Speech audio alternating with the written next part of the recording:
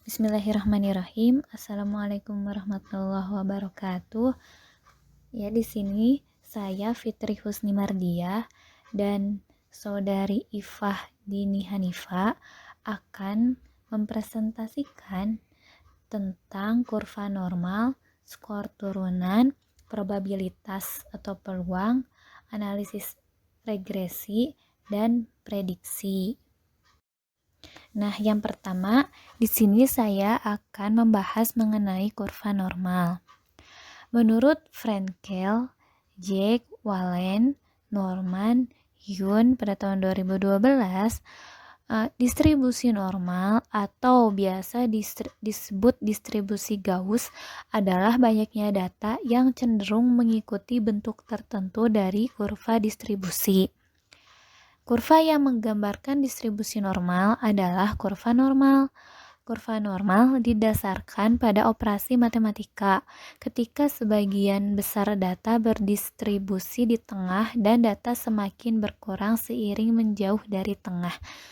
Total area di bawah kurva normal mewakili semua skor dalam distribusi normal. Rata-rata, median, dan modus berada di pusat kurva.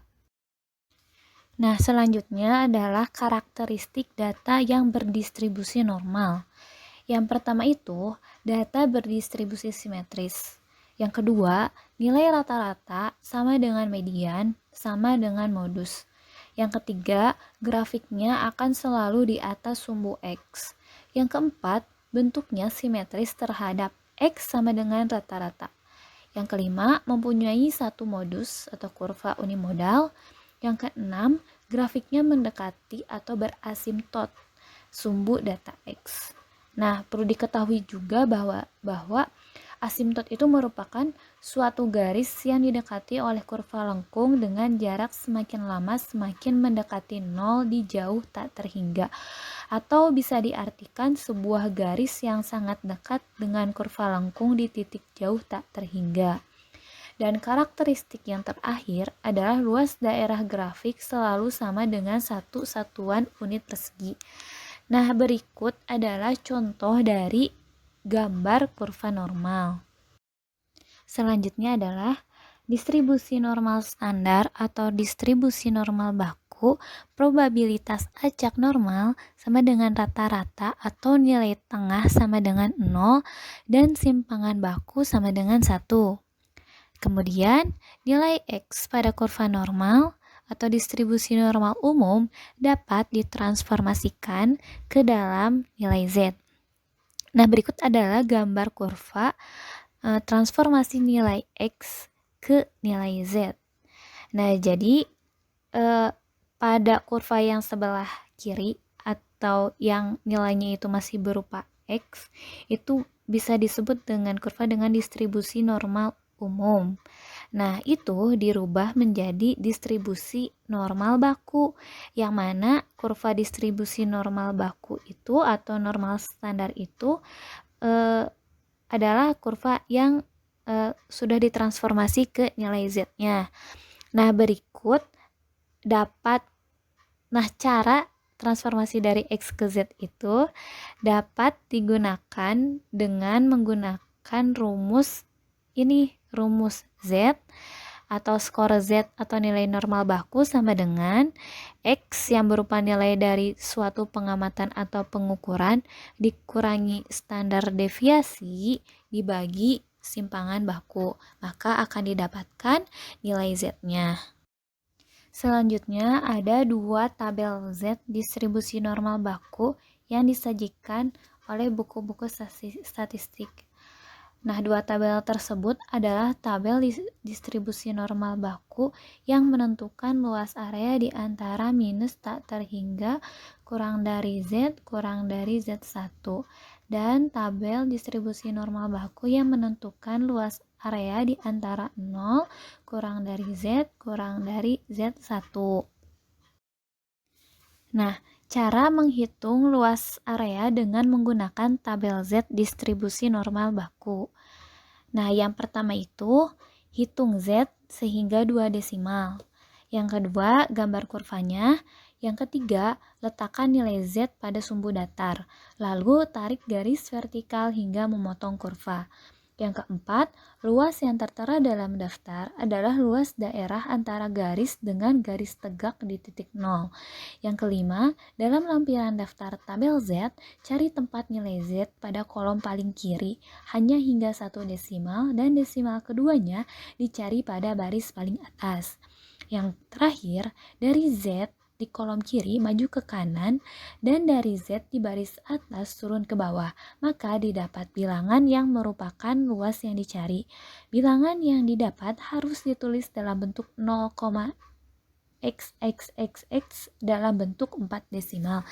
Nah, untuk lebih jelasnya, selanjutnya akan dibahas mengenai contoh soal untuk menghitung luas area menggunakan tabel Z distribusi normal baku.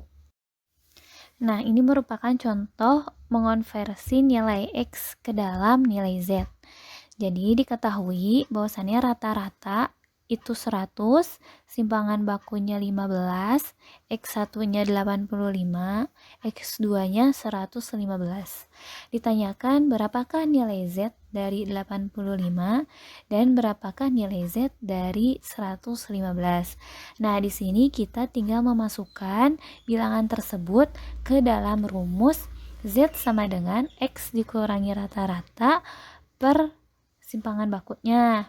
Nah, X1-nya itu 85, dikurangi rata-ratanya itu 100, dibagi simpangan bakunya itu 15, sehingga didapatkan min 15 per 15 sama dengan min 1. Sehingga nomor 1 itu jawabannya min 1. Yang kedua yang ditanyakan itu berapakah nilai Z dari 115. Nah, caranya sama, dimasukkan ke rumus tersebut sehingga didapatkan Z-nya itu sama dengan 1. Ketika sudah didapatkan nilai Z-nya, kita gambar kurvanya. Nah, di situ terdapat kurvanya. Bisa ya, kurvanya itu berarti nilai 85/115 itu merupakan masih nilai X-nya. Sedangkan yang min 1, 0, dan 1 itu merupakan sudah berupa nilai Z-nya. Seperti itu. Nah, berikut adalah contoh soal yang pertama untuk menghitung luas area Z. Nah, jadi misalkan Z adalah variabel random yang berdistribusi normal baku atau normal standar. Hitunglah luas wilayah pada Z kurang dari 1,24 atau peluang Z kurang dari 1,24. Nah, cara menjawabnya itu, sebelum menjawab persoalan di atas perlu dipahami bahwa peluang Z kurang dari 1,24 sama juga dengan peluang Z kurang dari sama dengan 1,24. Hal ini karena Z adalah variabel random kontinu di mana peluang Z sama dengan 1,24 sama dengan 0, sehingga peluang Z kurang dari 1,24 sama saja dengan peluang Z kurang dari sama dengan 1,24. Area Z kurang dari 1,24 pada kurva distribusi normal baku dapat dilihat pada gambar berikut. Nah, jadi di situ ada gambar area Z kurang dari 1,24 pada kurva distribusi normal baku. Jadi yang diarsirnya itu yang di sebelah kiri ya, sebelah kiri dari 1,24. Seperti itu. Nah, selanjutnya setelah tadi kita menggambar kurvanya, untuk mengetahui luas area kurva normal pada Z kurang dari 1,24 atau peluang Z kurang dari 1,24, kita bisa menggunakan tabel Z distribusi normal baku. Seperti itu.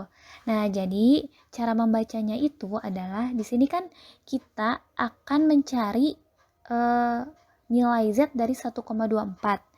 Nah, yang pertama itu adalah kita lihat tabel yang vertikal, yang ke bawah, tabel Z yang ke bawah yang vertikal. Nah, kita lihat angka 2 desimal, angka 2 pertamanya. Nah, angka 2 pertamanya adalah 1,2. Nah, kita tandai 1,2. Lalu sisanya adalah, di sini kan ada 1,24 kan. Nah, 1,24 itu kan sudah dipakai tuh 1,2. Nah, jadi sisanya itu adalah 0,04 pada tabel yang horizontal, yang ke pinggir. Nah, pada tabel yang ke pinggir itu kita temukan nilainya, kita temukan titik temu antara 1,2 dan 0,04 sehingga ditemukan nilai Z 0,8925. Nah, jadi titik pertemuan keduanya merupakan luas wilayah Z kurang dari 1,24 atau peluang Z kurang dari 1,24 yaitu 0,8925. Nah, ini angka 4 desimal itu harus dituliskan ya, 4-4-nya, jadi tidak boleh dibulatkan. Nah, selanjutnya contoh soal yang kedua.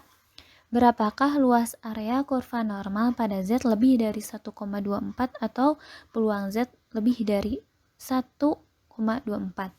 Nah, jawabannya ini bisa dijawab dengan dua cara. Nah, cara yang pertama, dari contoh pertama telah diketahui bahwa peluang Z kurang dari 1,24 adalah 0,8925. Karena luas area keseluruhan di bawah kurva normal adalah 1, maka peluang Z lebih dari 1,24 sama dengan 1 dikurangi peluang Z kurang dari 1,24. Peluang Z lebih dari 1,24 sama dengan 1 dikurangi 0,8925. Sehingga peluang Z lebih dari 1,24 sama dengan 0,1075. Dengan demikian, luas area kurva normal pada Z lebih dari 1,24 atau peluang Z lebih dari 1,24 adalah 0,1075. Nah, jadi ini cara yang pertama. Nah, selanjutnya contoh soal yang kedua. Berapakah luas area kurva normal pada Z lebih dari 1,24 atau peluang Z lebih dari 1,24? Nah, jadi ini menggunakan cara lain atau cara yang kedua, yaitu dengan menentukan peluang Z kurang dari minus 1,24. Nah, kenapa sih kok tiba-tiba min gitu ya? Nah, hal ini didasarkan pada kurva normal itu yang bersifat simetris, sehingga peluang Z lebih dari 1,24 itu sama dengan peluang Z kurang dari minus 1,24. Nah, jadi area Z kurang dari min 1,24 dapat dilihat pada gambar kurva berikut. Seperti itu. Nah, setelah itu kita menggunakan tabel Z. Nah, karena minus, maka kita pilih tadi yang pertama itu kita cari nilai Z dari angka 2 yang pertama itu min 1,2. Lalu pada tabel yang horizontal yang di pinggir itu kita cari nilai Z dari 0,04 sehingga ditemukan titik temunya itu pada nilai Z 0,1075. Jadi mau pakai cara 1 atau cara 2 hasilnya tetap sama 0,1075. Nah, contoh soal yang ketiga. Berapakah luas area kurva normal antara min 1,12 kurang dari Z kurang dari 0,92 atau peluang min 1,12 kurang dari Z kurang dari 0,92? Nah, jawabannya area kurva normal min 1,12 kurang dari Z kurang dari 0,92 dapat kita lihat pada gambar berikut.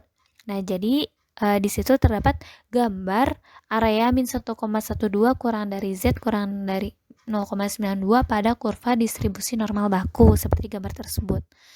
Dari ilustrasi di samping dapat kita ketahui bahwa ternyata luas area kurva normal min 1,12 kurang dari Z kurang dari 0,92 adalah luas area kurva normal Z kurang dari 0,92 dikurangi luas area kurva normal Z kurang dari min 1,12. Penyelesaiannya dapat kita tulis menjadi peluang min 1,12 kurang dari Z kurang dari 0,92 sama dengan peluang Z kurang dari 0,92 dikurangi peluang Z kurang dari min 1,12. Penilai peluang Z kurang dari 0,92 dan peluang Z kurang dari min 1,12 dapat diperoleh dari tabel distribusi normal baku. Nah, dengan menggunakan tabel Z, dapat diketahui bahwa peluang Z kurang dari 0,92 adalah 0,8212 dan peluang Z kurang dari 1,12 itu adalah 0,1314. Seperti itu, sehingga peluang 0,1 peluang min 1,12 kurang dari Z kurang dari 0,92 sama dengan 0,8212 dikurangi 0,1314 sehingga dihasilkan luas daerah Z-nya itu adalah 0,6898. Nah, berikut adalah daftar tabel normal standar atau nilai Z-nya. Nah, sekarang kita beralih ke topik skor turunan. Jadi skor turunan adalah skor yang diperoleh dengan mengambil skor mentah dan mengubahnya menjadi skor yang lebih berguna untuk beberapa jenis standar dasar. Contohnya itu adalah ekuivalen tingkat kelas, peringkat presentil, dan skor standar. Nah, peringkat presentil ini mengacu pada presentase skor individu pada skor mentah yang diberikan. Peringkat presentil kadang-kadang disebut sebagai presentil. Nah, peringkat presentil ini mudah dihitung. Nah, rumus sederhana untuk mengonversi skor mentah ke peringkat presentil adalah sebagai berikut. Jadi, peringkat presentil adalah jumlah nilai siswa dikurangi semua skor siswa dibagi dengan jumlah total dalam kelompok dikali 100, maka akan dihasilkan peringkat presentilnya. Nah, lalu ada skor standar. Nah, kalau skor standar ini memberikan cara lain untuk menunjukkan bagaimana seseorang membandingkan dengan individu lain dalam suatu kelompok. Nah, skor standar menunjukkan beberapa jauh skor mentah yang diberikan adalah dari titik referensi, misalnya pada skor Z. Nah, untuk lebih jelasnya selanjutnya saya akan membahas mengenai contoh soalnya. Nah, berikut adalah contoh soal penerapannya. Jadi diketahui nilai siswa sebagai berikut. Di sini ada nilai dari mata pelajaran biologi dan kimia, yang mana rata-rata nilai siswa yang biologi itu adalah 60, standar deviasinya 50, simpangan bakunya 5, presentilnya 98, dan nilai Z-nya itu plus 2. Seperti itu. Nah, yang mana nilai Z ini telah diolah ya menggunakan rumus yang X dikurangi standar deviasi persimpangan baku sehingga dihasilkan nilai plus 2 itu dari situ. Nah, mata pelajaran kimia itu nilai rata-rata siswanya itu 80, standar deviasinya 8, simpangan bakunya 10, persentilnya 16, dan nilai Z-nya minus 1. Nah, nilai mata pelajaran manakah yang lebih baik? Jawabannya setelah nilai siswa diolah, dicari nilai Z-nya, diketahui bahwa nilai Z untuk biologi adalah plus 2 dan untuk kimia adalah minus 1.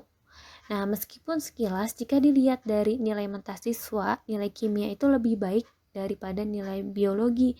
Namun ternyata tidak, karena setelah dicari nilai Z-nya, nilai Z biologi lebih besar dari nilai Z kimia. Jadi, nilai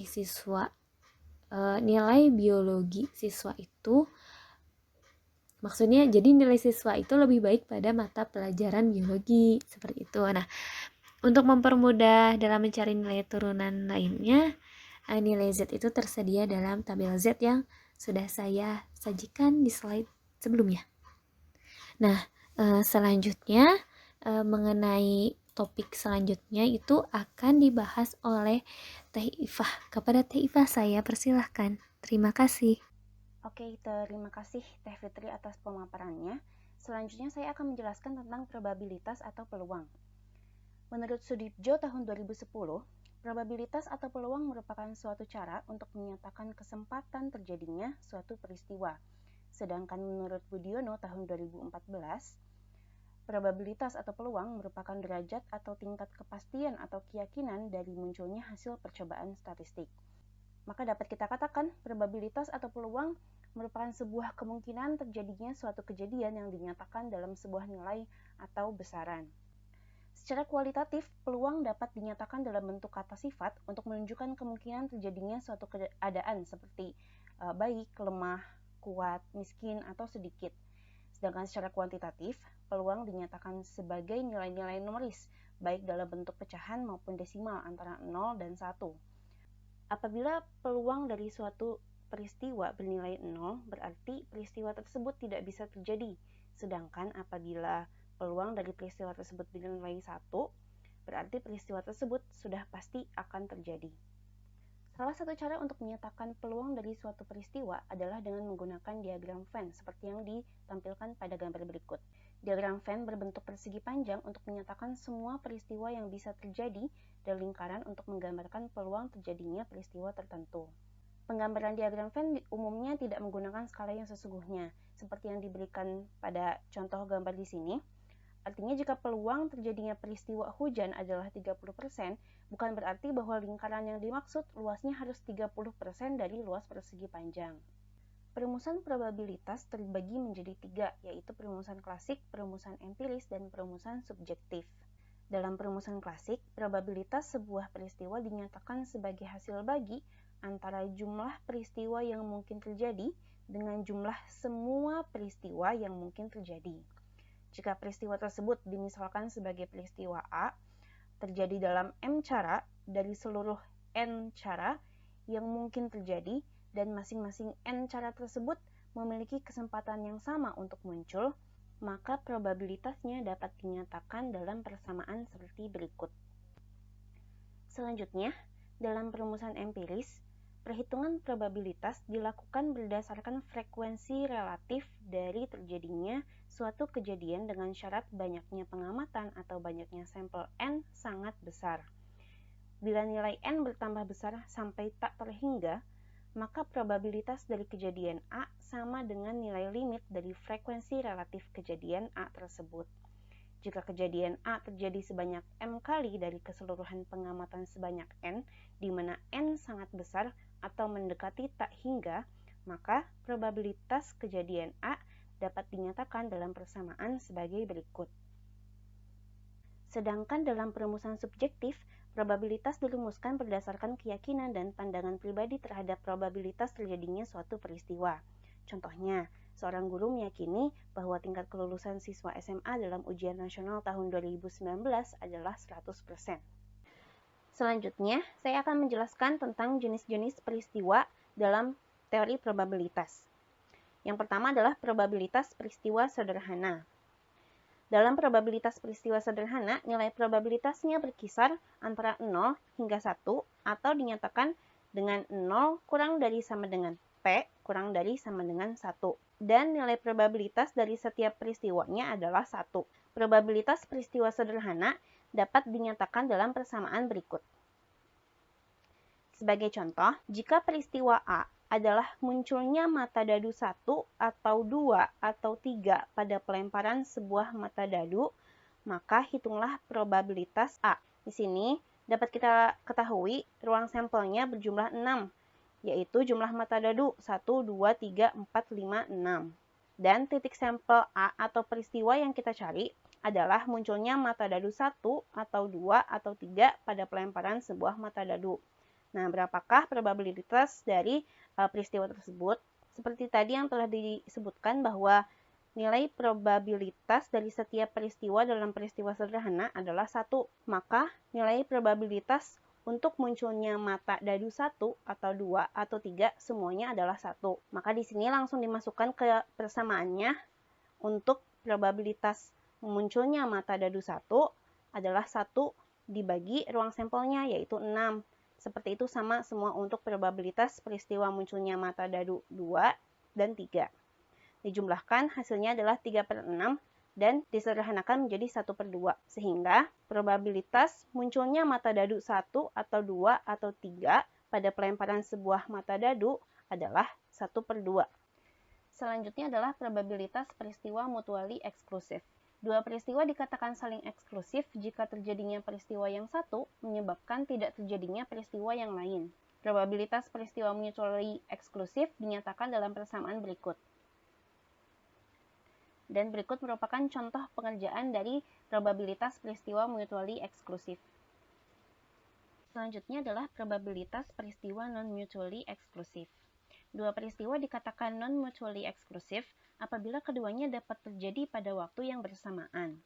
Bedanya dengan peristiwa mutually eksklusif adalah dalam peristiwa non-mutually eksklusif, terjadinya suatu peristiwa tidak menghilangkan peluang terjadinya peristiwa yang lain.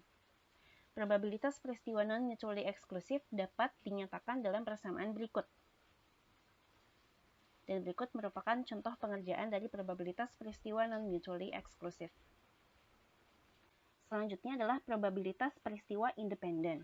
Dua peristiwa dikatakan bebas atau independen jika terjadi atau tidak terjadinya peristiwa yang satu tidak mempengaruhi atau dipengaruhi oleh peristiwa yang lainnya. Probabilitas peristiwa independen dinyatakan dalam persamaan seperti berikut. Berikut adalah contoh soal dari probabilitas peristiwa independen. Contoh, di sebuah kotak terdapat 3 bola putih dan 7 bola hitam. Jika diambil 2 bola satu per satu disertai pengembalian, maka berapa probabilitas bola pertama yang terambil adalah putih dan bola kedua adalah hitam. Di sini kita tentukan bahwa peristiwa A adalah peristiwa terambilnya bola pertama putih dan peristiwa B adalah peristiwa terambilnya bola kedua hitam. Untuk pengerjaannya kita lihat dulu peristiwa yang berikutnya, yaitu adalah peristiwa dependen. Dalam probabilitas peristiwa dependen, dua peristiwa yang terjadi berurutan dapat dikatakan dependen jika peristiwa pertama mempengaruhi peristiwa kedua. Probabilitas terjadinya kejadian A bila kejadian B telah terjadi disebut probabilitas bersyarat. Nah, di sini contoh soalnya sama dengan peristiwa independen, hanya di sini dilakukan tanpa disertai pengembalian. Nah, perbedaannya adalah di ruang sampel pada peristiwa B, peristiwa kedua. Apabila dilakukan tanpa disertai pengembalian, maka ruang sampel pada pengambilan yang kedua dikurangi 1, karena tadi telah diambil pada pengambilan pertama. Jadi ruang sampelnya yang tadi adalah 3 ditambah 7, yaitu 10. 10 dikurangi 1 untuk ruang sampel pada pengambilan yang kedua. Sedangkan untuk peristiwa independen, karena tadi dilakukan pengembalian kembali, sehingga pada pengambilan yang kedua pun ruang sampelnya tetap 10. Jadi sebenarnya bentuk persamaannya untuk probabilitas peristiwa independen itu sama dengan probabilitas peristiwa dependen. Hanya bedanya untuk probabilitas peristiwa dependen, peristiwa yang kedua dan selanjutnya itu dipengaruhi oleh peristiwa yang sebelumnya, atau kita sebut dengan probabilitas bersyarat tadi.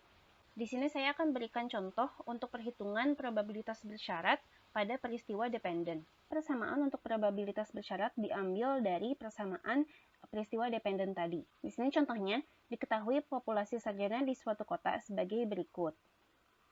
Nah, dari data tersebut kemudian akan diambil seorang untuk ditugaskan melakukan promosi bareng di suatu kota. Bila ternyata yang dipilih adalah dalam status bekerja, berapakah probabilitas bahwa dia A. laki-laki, B. perempuan. Dari sini kita bisa tentukan untuk peristiwa A adalah kejadian terpilihnya sarjana yang telah bekerja. Untuk peristiwa B bersyarat A adalah kejadian bahwa A adalah laki-laki, sedangkan untuk peristiwa C bersyarat A adalah kejadian bahwa A adalah perempuan. Pertama, kita cari dulu nilai probabilitas untuk peristiwa A, yaitu kejadian terpilihnya sarjana telah bekerja. Berarti jumlah sarjana yang telah bekerja yaitu 600 dibagi populasi sarjana di kota tersebut yaitu 900. Kemudian untuk mencari probabilitas B bersyarat A, berarti dicari dulu probabilitas dari terpilihnya sarjana laki-laki yang sudah bekerja. Jumlah sarjana laki-laki yang sudah bekerja itu 460 dibagi jumlah total sarjananya yaitu 900. Sama untuk peristiwa C bersyarat A juga, dicari dulu probabilitas terpilihnya sarjana yang telah bekerja adalah perempuan. Jumlahnya itu adalah berarti 140 dibagi jumlah total sarjananya yaitu 900. Maka langsung dimasukkan ke persamaannya ini sehingga ditemukan bahwa probabilitas peristiwa B bersyarat A adalah 23/30 sedangkan C bersyarat A adalah 7/30. Selanjutnya saya akan membahas tentang ruang sampel. Seperti yang sudah diuraikan sebelumnya, dalam menghitung probabilitas sebuah peristiwa, kita harus dapat menghitung ruang sampel. Ruang sampel dapat dihitung melalui 3 cara, yaitu melalui aturan perkalian, permutasi, dan kombinasi. Dalam menghitung ruang sampel dengan menggunakan aturan perkalian, jika kita memiliki M unsur A1, A2, hingga AM, dan N unsur B1, B2, hingga Bn yang mengandung unsur dari setiap kelompok akan membentuk M kali N pasang. Selanjutnya, dalam menghitung ruang sampel menggunakan permutasi, artinya menghitung jumlah cara menyusun sebuah objek dengan memperhatikan urutannya. Cara menyusun R objek dari N objek didefinisikan sebagai berikut. Adapun cara menghitung ruang sampel dengan menggunakan kombinasi, artinya menghitung banyaknya cara menyusun suatu objek tanpa memperhatikan urutannya. Cara menyusun R objek dari N objek tanpa memperhatikan urutannya didefinisikan sebagai berikut. Selanjutnya saya akan menjelaskan tentang rumus Bayes. Sesungguhnya rumus Bayes ini sama dengan probabilitas bersyarat seperti yang tadi telah saya jelaskan. Namun bedanya di sini ada beberapa kejadian yang mempengaruhi kejadian yang lain. Berikut merupakan persamaan dalam rumus Bayes. Nah, ini merupakan contoh soal yang pengerjaannya menggunakan persamaan rumus Bayes. Jadi dari soal ini kita ketahui jumlah produksi dari masing-masing mesin. Dari persentase produksi tersebut dapat kita peroleh nilai probabilitas dari suatu produk berasal dari mesin yang mana. Berarti untuk mesin A yang memiliki persentase produksi 20% diubah dalam bentuk desimal menjadi 0,2 dan seterusnya hingga mesin C. Selanjutnya, kita juga dapat mengetahui nilai probabilitas dari produk yang rusak berasal dari setiap mesin. Misalnya untuk probabilitas produk yang rusak berasal dari mesin A itu kan 5%, berarti diubah dalam bentuk desimal yaitu 0,05 dan seterusnya hingga probabilitas produk yang rusak berasal dari mesin C. Di sini pertanyaannya, berapa probabilitas suatu produk yang rusak itu berasal dari mesin A? Berarti kita mencari probabilitas dari suatu produk berasal dari mesin A dan bersyarat produk itu rusak. Dapat langsung kita masukkan ke persamaan hingga memperoleh hasil probabilitasnya yaitu 0,27027.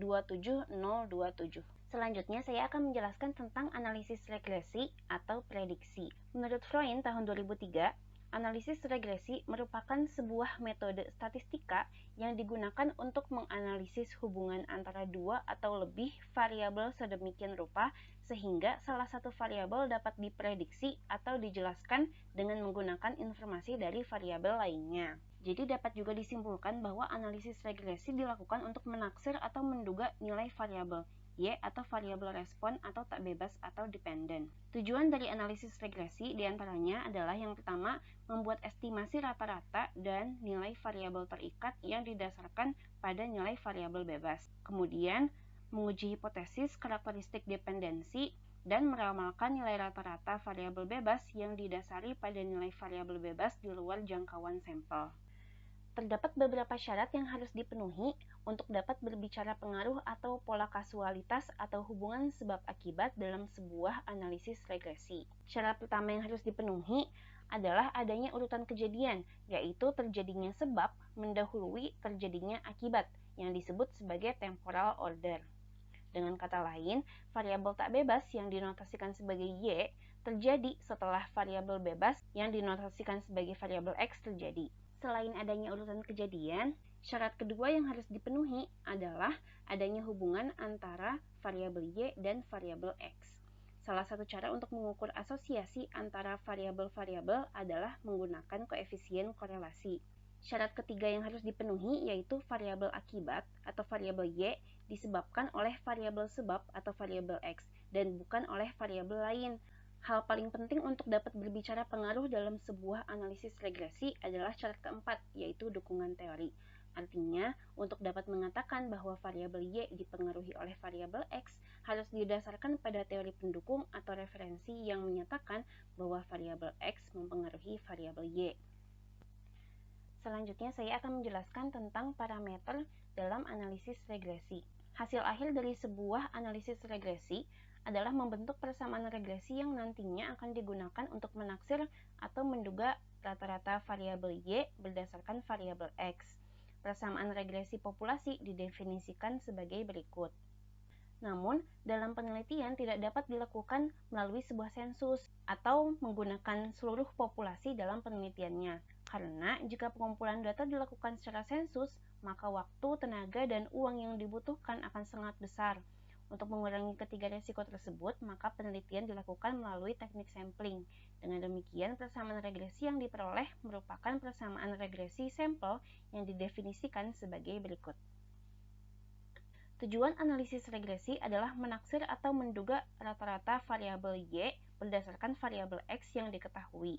Untuk itu perlu dilakukan penaksiran parameter A dan B dalam persamaan regresi sampel di atas, sehingga akan diperoleh persamaan regresi taksiran yang didefinisikan sebagai berikut.